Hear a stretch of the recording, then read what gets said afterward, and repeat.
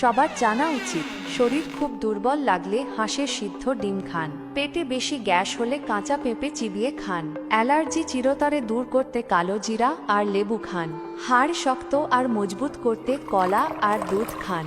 খাবারের প্রতি রুচি বাড়াতে টক জাতীয় খাবার খান।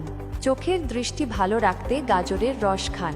শরীরে আয়রনের ঘাটতি পূরণে পালং শাক আর খেজুর খান। গরমে শরীর ঠান্ডা রাখতে তেঁতুলের শরবত পান করুন। সর্দি কাশি দূর করতে আদা আর মধু মিশিয়ে খান। রক্ত পরিষ্কার রাখতে নিম পাতার রস পান করুন। রোগ প্রতিরোধ ক্ষমতা বাড়াতে লেবু আর আমলকি খান। গলা ব্যথা বা ইনফেকশন দূর করতে লবণ মেশানো গরম পানি দিয়ে গার্গল করুন। ত্বক সুন্দর আর উজ্জ্বল রাখতে শসা আর টমেটোর রস খান।